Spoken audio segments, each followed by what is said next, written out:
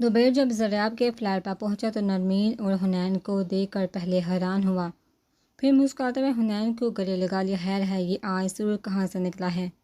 حنین نے اپنی گول مٹول آنکھیں گھما کر زریاب سے پوچھا، یار میں آج بہت خوش ہوں، تمہیں پتہ ہے راہا ہی حالہ ہے، کنین کی بہن، میں ابھی ان لوگوں سے مل کر آ رہا ہوں۔ زبیر نے اپنے طور پر دونوں کو سرپرائز دیا، مگر وہ دونوں زبیر کی بات سن کر بالکل بھی نہیں چونکے، جس پر زبیر کو کافی حیرت ہوئی۔ جی ہمیں یہ بات معلوم ہے، اور اب سے نہیں، کافی دیر پہلے سے، زریاب نے حنین کی طرف دیکھ کر جواب دیا۔ تجھے یہ بات کس نے بتائی اور کب؟ وہ دونوں تو حیران نہیں ہوئے، البتہ زبیر ضرور حیران ہو گیا۔ جب میں سالو کو اس کے گھر پہلی بار چھوڑنے گیا تھا تب مجھے معلوم ہوا تھا کہ راہا کو گھر والے پیار سے حالہ بلاتے ہیں، اور کنین اس کا چھوٹا بھائی ہے۔ حنین نے تفصیل بتائی، جس پر زبیر منہ کھولے دونوں کو دیکھنے لگا۔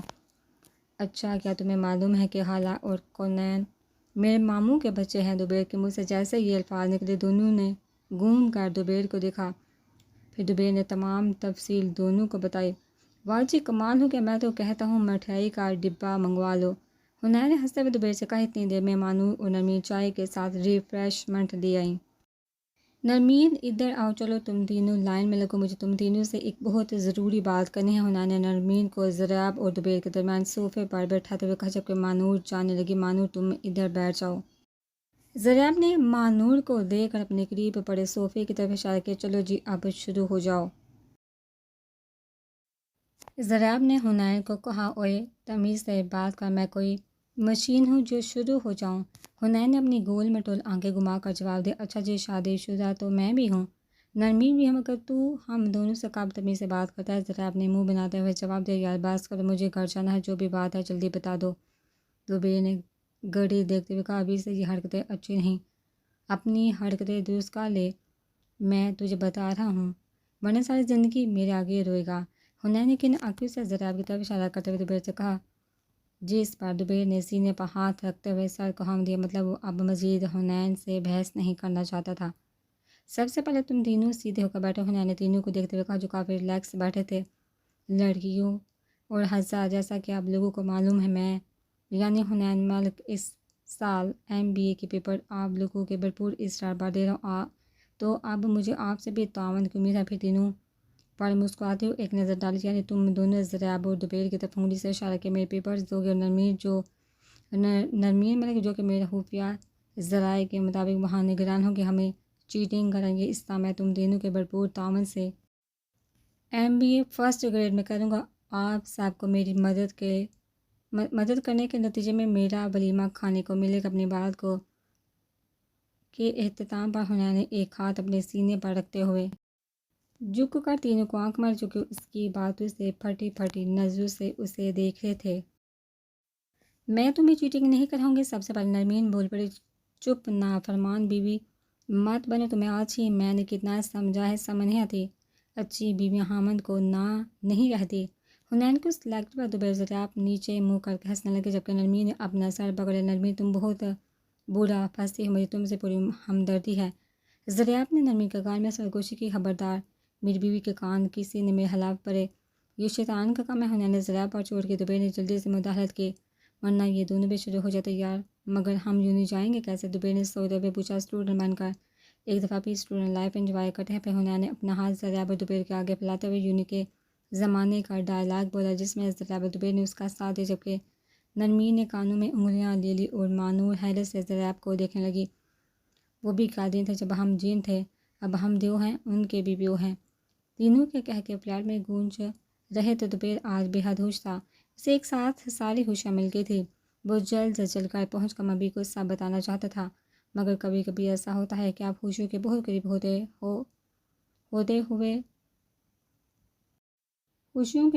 ہوتے ہیں، یا یوں کہا جائے خوشیاں تو ساری مل جاتی ہیں مگر وقت ختم ہو جاتا ہے۔ زبیر اپنی دھن میں گاڑی چلا رہا تھا جب سامنے سے آتے نمٹ سے ٹکرا گیا۔ اس وقت ہسپتال کے کوریڈور میں تقریباً سبھی افراد موجود تھے، مگر اب رشتوں کی نوعیت بدل گئی تھی۔ حنین تیز قدموں سے چلتا اور زریاب پاس پہنچا، تم دونوں نے ٹھیکہ لے رکھا ہے مجھے اتنی سی عمر میں رلانے اور پریشان کرنے کا۔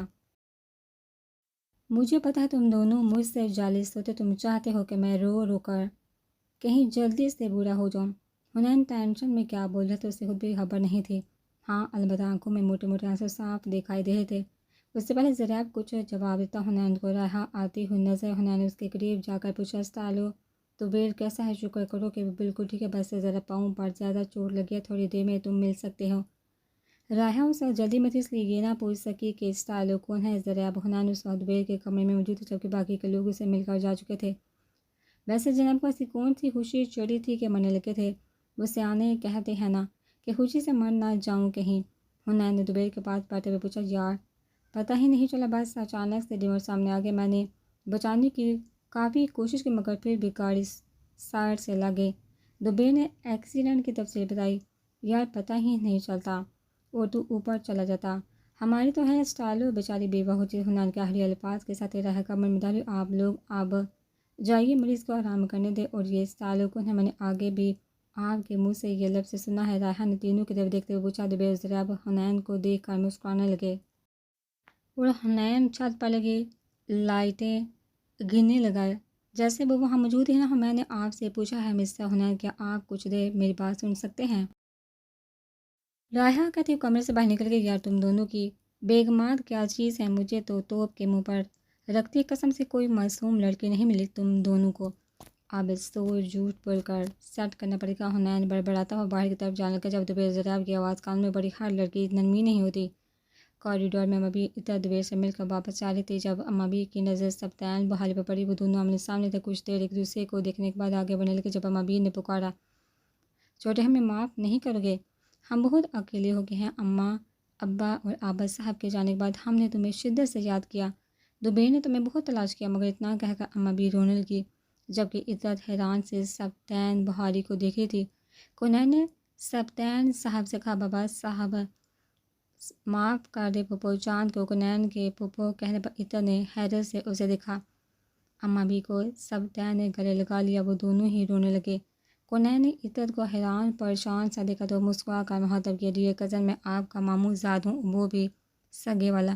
طبیل ایک ہفتہ ہسپتال داخل رہا، اس کے بعد گھر شفٹ ہو گئے۔ طبیل کے پاؤں میں چوٹ کی وجہ سے چلنے میں دشواری تھی، باقی زخم معمولی تھے، جلد ٹھیک ہوں گے۔ طبیل کے بھرپور اصرار پر سبطین بحاری کی پوری فیملی طبیل لوگوں کے گھر تو شفٹ نہیں ہوئی لیکن ان کے سامنے والے بنگلور میں شفٹ ہوگی، جو طبیل نے انہیں یہ کہہ کر حریت کر دیا کہ جائیداد میں آپ کا جو حصہ ہے وہ اب آپ خود سنبھالیں یا کونین کو دیں، مگر مجھ سے لے لیں، اس طرح آپ پر میرا کوئی احسان نہیں بلکہ یہ آپ کا حق ہے۔ حنین کے پیپر بھی کسی لطیفے سے کام نہ تھے، ساری کلاس حنین کا ساتھ دیتی۔ نرمین کیونکہ پی ایچ ڈی کی اسٹوڈنٹ تھی اس لیے اسے کمرہ امتحان میں دوسرے اسٹوڈنٹ ساتھ نگران مقرر کیا گیا، جس کا حنین کے ساتھ ساتھ باقی نکمے اسٹوڈنٹ نے بھی خوب فائدہ اٹھایا۔ سو دفعہ وہ ایک بات حنین کو بتاتی مگر حنین پھر بھی سارے نفے میں ہلا رہا ہوتا۔ کمرہ امتحان کم اور ایک مچھلی منڈی کا نقشہ زیادہ پیش کر رہا ہوتا۔ جیسے ہی چیکنگ والے آتے یوں سناٹا چھا جاتا جیسے کوئی موجود نہ ہو۔ اللہ کر کے حنین کے پیپر ختم ہوئے تو نرمین نے سکھ کا سانس لیا جبکہ حنین اداس ہو گیا۔ حنین کو اداس ہوتا دیکھا نرمین نے پوچھا، اب کیا ہوا ہے تمہیں؟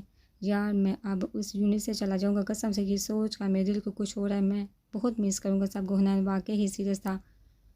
عطر کا کونین سے اور حالہ کا طبیل سے رشتہ طے پایا، دونوں کپل ہی بہت خوش تھے۔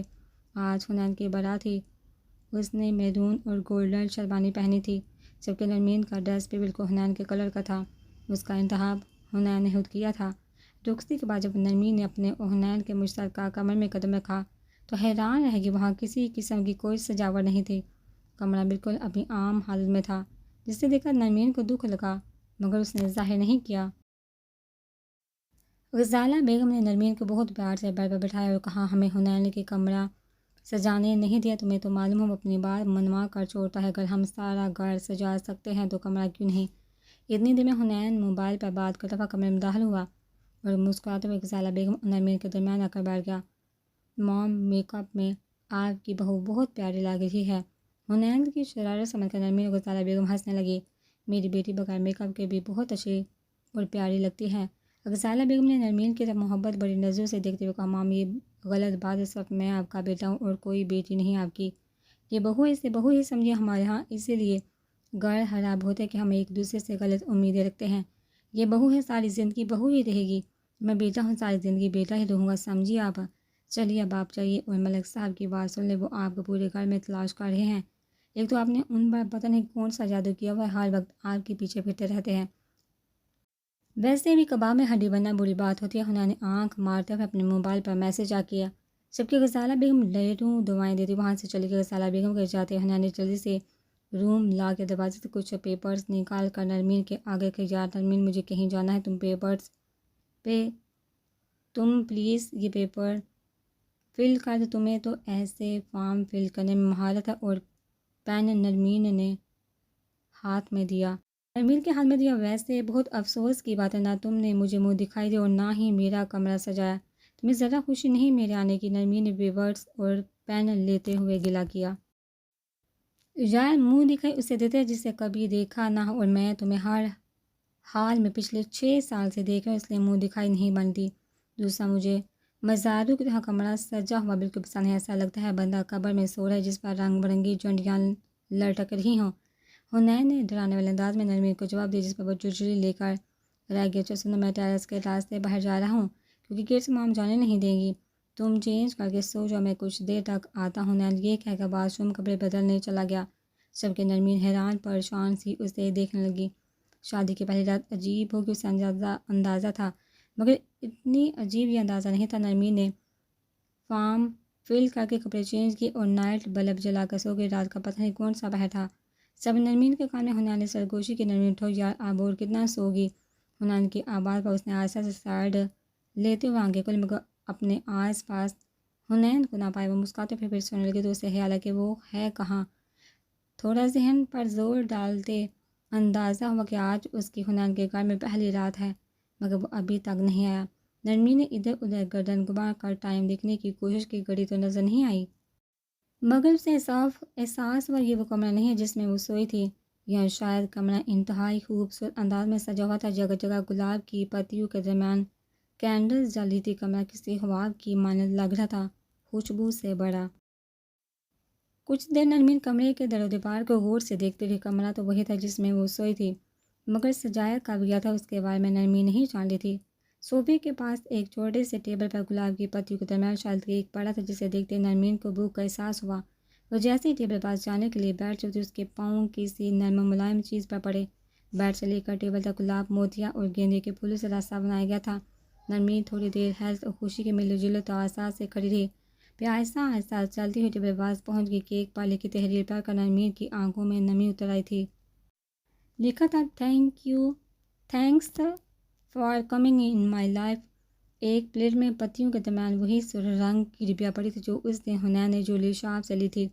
اس سے پہلے کہ نرمین وہ ڈبیا پکڑتی، کسی نے اسے اپنے حصار میں لے لیا۔ حنین نرمین کے منہ سے بے ساختہ نکلا، نرمین۔ حنین نے نرمین کے کندھے پر سر رکھتے ہوئے محبت سے بھرپور لہجے میں اپنے ہونے کی تصدیق کی۔ تم نے یہ سب کب کیا؟ نرمین نے پوچھا۔ جب تم گھوڑے، گدھے اور پتہ نہیں کیا کیا بیچ کر سوتی تھی، اتنا پکا سوتی ہو قسم سے، حنین نے شرارت سے نرمین کو جواب دیا، جس پر نرمین نے مصنوعی غصے سے منہ بنا لیا۔ اچھا اب ناراض تو نہ ہو، اتنی محنت کی ہے میں نے تمہارے لیے اپنے ہاتھوں سے۔ حنین نے نرمین کے بالوں سے اپنا سر ٹکراتے ہوئے کہا، تو کس نے کہا تھا اتنی محبت کرنے کو، اتنی محنت کرنے کو؟ ڈیکوریشن والے سے کروا لیتے۔ نرمین نے لاپرواہی سے کندھے اچکائے۔ نرمین کے بچے میری ساری محنت پر پانی پھیر دے، تمہیں تو نہیں چھوڑوں گا۔ حنین نے اپنے دانتوں میں نرمی سے نرمین کے کان کو پکڑتے ہوئے کہا، مجھے مت کھاؤ، کیک کھا لو۔ نرمین نے آہستہ سے اپنا کان چھڑواتے ہوئے جواب دیا۔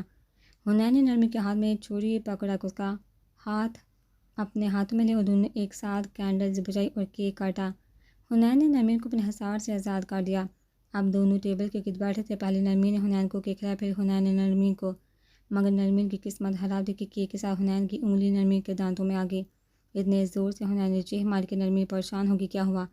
نرمین نے پریشانی سے پوچھا۔ تم آدم ہور ہو، میری انگلی بھی کھا گئی ہو، ابھی سب تمہیں معصوم کہتے ہیں، میں صبح سب کو بتاؤں گا کہ رات میں تم نے میری انگلی کھائی ہے۔ حنین کی دھمکی پر نرمین کی آنکھیں پھیل گئی، اسے معلوم تھا حنین صبح یہی کرے گا۔ سوری حنین، میں نے جان بوجھ کر ایسا نہیں کیا۔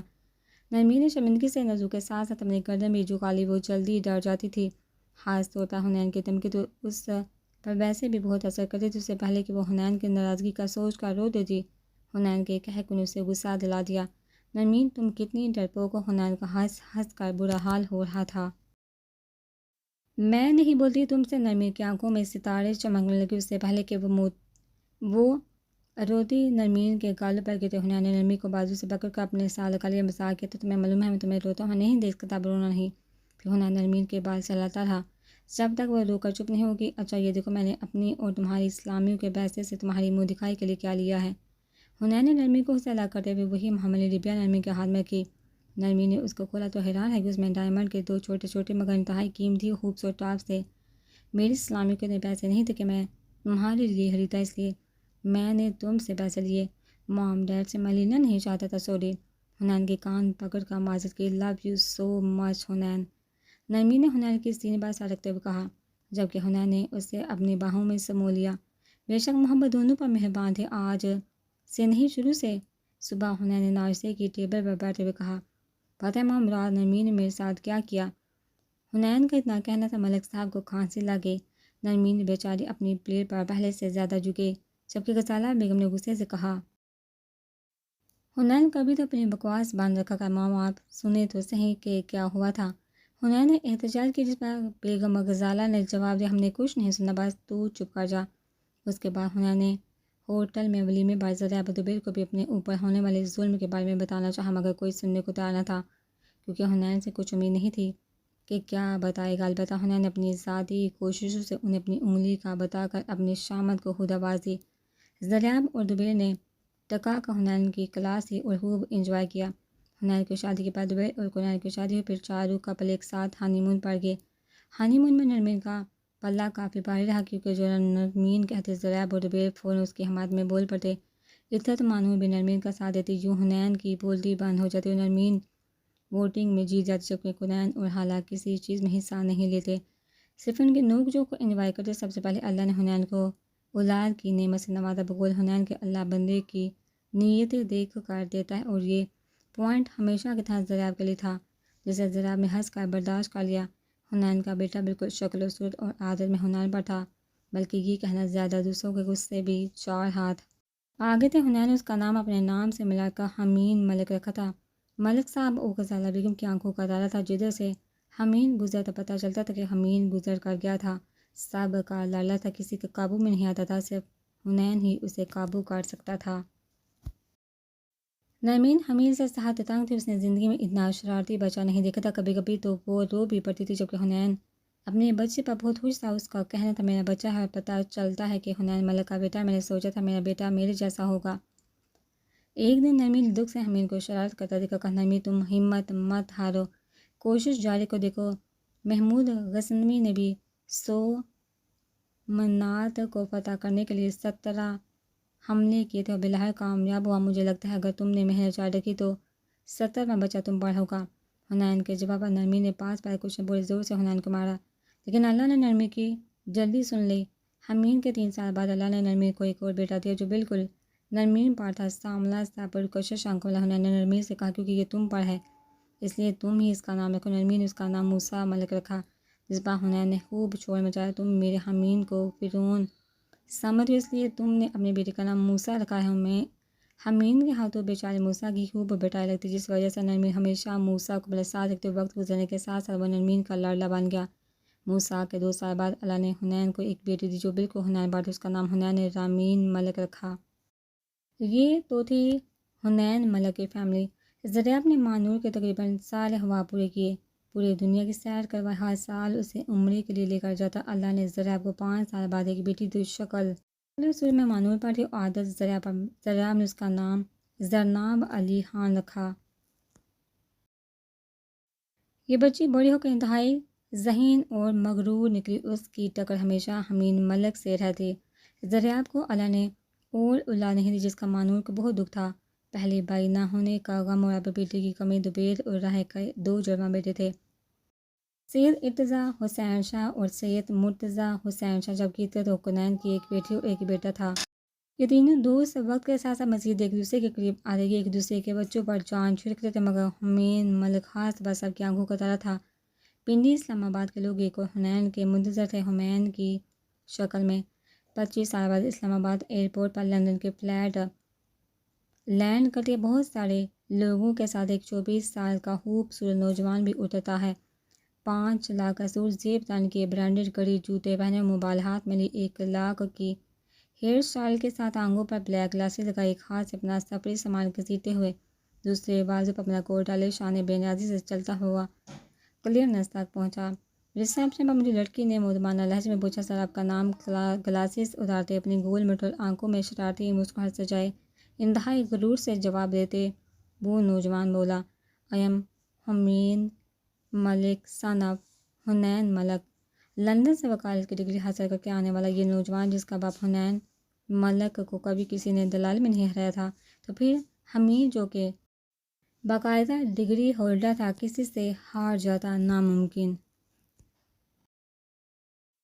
اس نوجوان نے اسلام آباد کے لال چیمبر میں جو طوفان برپا کرنا تھا، اسلام آباد ایئرپورٹ سے نکلتے ہی ہوائیں بتا رہی تھی